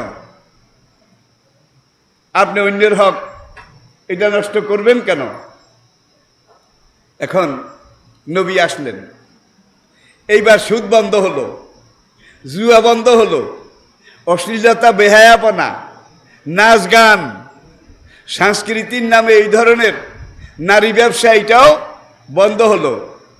আগে যে মানুষের থেকে ট্যাক্স নিত এইটাও বন্ধ হলো। ট্যাক্সের জায়গায় জাকাত, ট্যাক্সের জায়গায় কি? ইসলামের পুরো অর্থনীতিটা কিন্তু জাকাত ভিত্তিক। যার যেই পরিমাণ টাকা আছে, হ্যাঁ, শতকরা 2.5 টাকা নাকি? শতকরা 1 লাখে 2.500। এটা ধনীদের এই যে সম্পত্তি আছে তার পালে যত হাজার উট আছে, প্রত্যেকটা উট, এতগুলা উট হইলে এই উট, এতগুলা গরু হইলে এই, এতগুলা দুম্বা হইলে 40টার মধ্যে একটা, 40টার মধ্যে একটা, এইভাবে বাইতুল মাল এগুলো জমা হইতো। জমা হইতে হইতে পুরা দেশ থেকে জমা হতে হতে এমন এক সময় আসলো যখন মদিনার বাইতুল মাল, এইটা হলো পুরা আরব জজিরার মধ্যে সবচেয়ে বড় স্টেট ব্যাংক অফ মদিনা, বাইতুল মাল, কেন্দ্রীয় কোষাগার। এইবার যারা অভাবী তাদেরকে ডেকে ডেকে এখান থেকে সম্পদ ভাগ করে বিলি করে দেওয়া হতো। এইভাবে নবীর জীবনে কয়েক বছর দিলেন। নবীর জীবনে নবী চলে যাওয়ার পরে আবু বকর 2 বছর, আবু বকরের খেলাফত 2 বছর 1 মাস। এই 2 বছর এইভাবে অতিরিক্ত সম্পদ গরিবদের মধ্যে বিলি করা হলো, বন্টন করা হলো। উমরের খেলাফত আসলো। উমরের খেলাফত আসার পরে দেখা গেল সমাজে এখন আর গরিব নাই, এখন আর জাকাত খাওয়াইনা নাই। যারা জাকাত খাইতো তাদের সবার উপরে এখন জাকাত ফরজ হয়ে গেছে। এখন দেখা যায় পুরা আরবে, পুরা ইসলামিক স্টেটে সব জাকাত দিয়ে নেওয়ালা, জাকাত নিয়ে নেওয়ালা কোনো মানুষ। এটা ইসলাম। ইসলামী ব্যাংকে এত বরকত কেন? কে রাজাকারের ব্যাংক কয়নি? সেখানে ব্যবসার প্রথম যেটা পিলার সেটা হলো মুদারাবা। মুদারাবা, আপনার নবী, আমার নবী বিশ্বের প্রথম মুদারাবা ব্যবসা করেছিলেন। আমাদের নবী খাদিজার পুঁজি, আলামিনের শ্রম। খাদিজার পুঁজি, আলামিনের শ্রম। লাভ যা হইতো আগের কথা মতো, চুক্তি মতো, আসল খাদিজাকে ফিরেই দিত, লাভটা ভাগাভাগি করে নিত। এটা হলো মুদারাবা। আর আমি আগেই বলেছি, বিশ্বের প্রথম মুদারাবা ব্যবসা যিনি করেছেন, মুদারিব, তিনি নবী মুহাম্মদের রাসূল। আর এর আগে খাদিজার তো ব্যবসা অনেক আগ থেকে চলছিল, হুজুরের হাতে আসার আগে। কিন্তু এত পুঁজি, এত ইনভেস্টমেন্ট, কিন্তু লাভ নাই। খাদিজা ঘরে বসে বসে বুদ্ধিমতী, বুদ্ধিমতী, এবাদত গুজার, আবেদা, জাকেরা, সলেহা, কানেতা, শাকেরা। খাদিজা ঘরে বসে বসে লোক বাছাই করে মক্কাতে তো সব বাটপার, যারে পুঁজি দিছি যারে পুঁজি দিছি। এই যুগের ব্যবসা কিন্তু এরকম, পুঁজি দিলে শেষ, ব্যবসা তো দূরের কথা।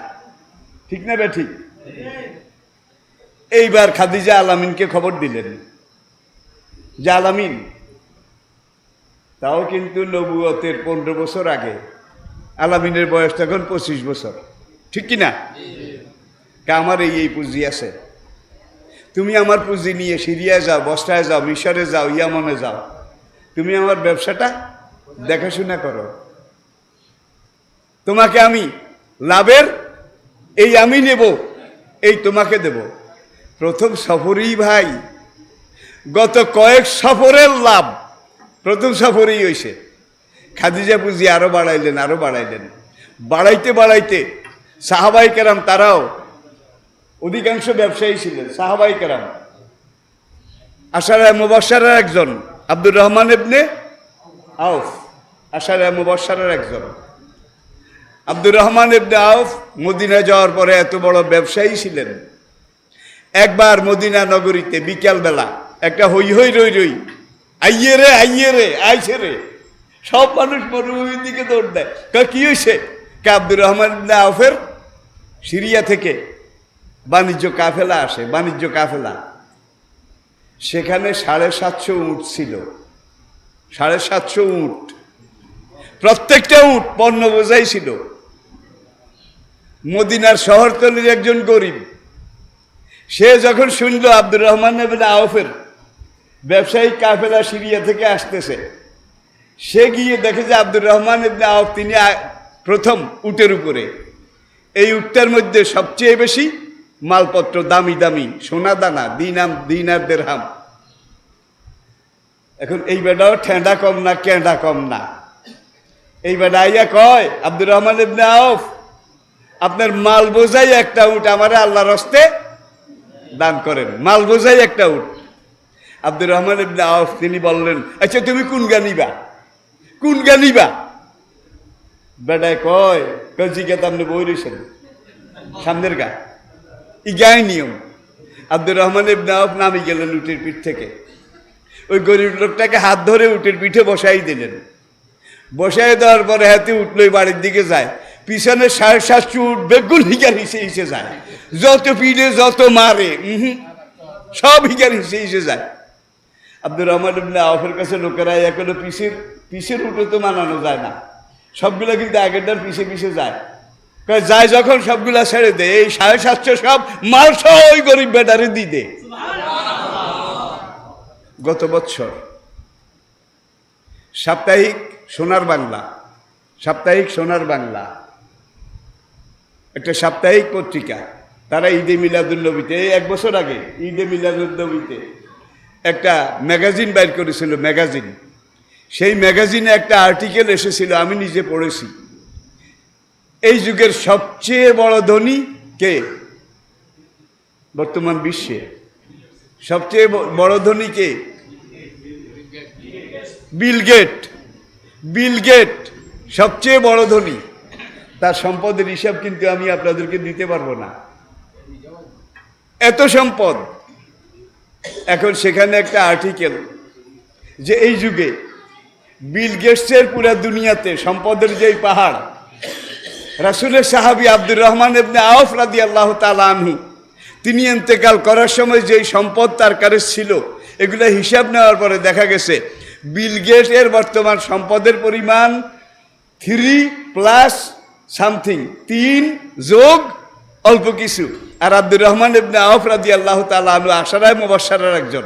তিনি ইন্তেকাল করার পরে তার মক্কা, মদিনা, জজিরাতুল আরব, দামাস্ক, সিরিয়া, ইয়ামেন, মিশর সব জায়গা থেকে তার যতগুলো মন্ডি ছিল, যতগুলো শোরুম ছিল, যতগুলো আড়তদার ছিল, যতগুলো ব্যবসার কেন্দ্র ছিল, এগুলো সম্পদ যখন মদিনাতে হিসাব আসলো, হিসাব আসার পরে এখন দেখা গেল বর্তমান বিশ্বের সবচেয়ে বড় ধনী বিল গেটসের সম্পদের চাইতে আব্দুর রহমান ইবনে আউফের সম্পদ 6 পয়েন্ট সামথিং। কোথায় 3 আর কোথায় 6। আর এই আব্দুর রহমান ইবনে আউফ ইন্তেকালের আগে একটা লিখিত ওসিয়তনামা লিখে বললেন যে আমি যদি রাতে মরি তাহলে আমাকে রাতে দাফন করবে, ভোরবেলা আমার যত সম্পদ যত দিক থেকে আসবে সব আল্লাহর রাস্তায় তোমরা দান করে দিও। তাহলে সাহাবারাও সম্পদের মালিক ছিলেন,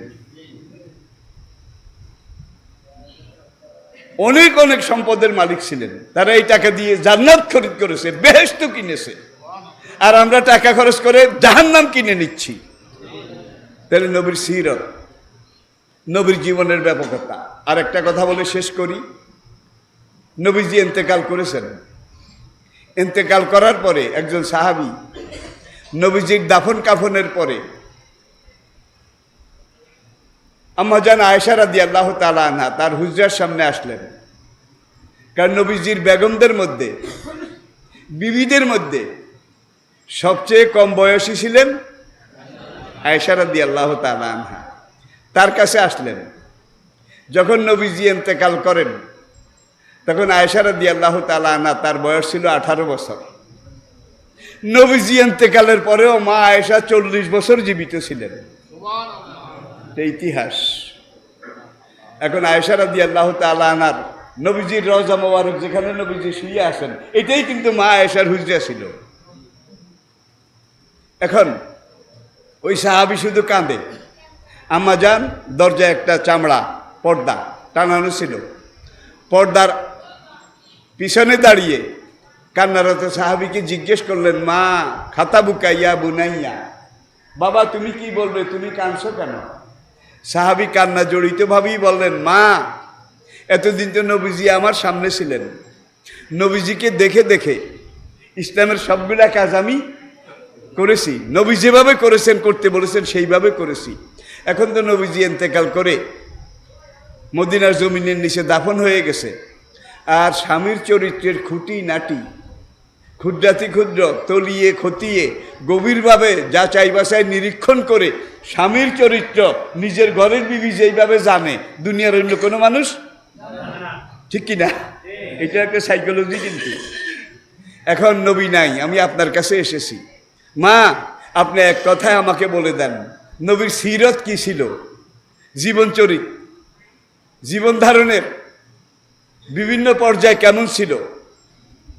মা কানা সিরাতুন নবী সাল্লাল্লাহু আলাইহি ওয়াসাল্লাম, নবীর সিরত কেমন ছিল, কি ছিল? আম্মা জান পর্দার আড়াল থেকেই সাহাবীকে জিজ্ঞেস করলেন, ইয়া বুনাইয়া মা কারাতাল কোরআন, বাবা ছেলে আমার, আল্লাহ দেয়া আমার স্বামীর আনা 30 পারা কোরআন তুমি কি তেলাওয়াত করনি? সাহাবী পর্দার বাইরে থেকে জবাব দিলেন, বালা আম্মা আমি তেলাওয়াত করেছি, 30 পারা কোরআন তো আমার মুখস্থ আছে। আম্মা জান পর্দার আড়াল থেকে বলে দিলেন, কানা খুলুকুহুল কোরআন, 30 পারা কোরআনে যা লেখা আছে আমার স্বামী তোমাদের নবীর চরিত্রে তা করা আছে। আল্লাহু আকবার। যেই কোরআন আমরা তেলাওয়াত করি এটা ফিলোসফিক্যাল কোরআন, এটা থিওরিক্যাল কোরআন।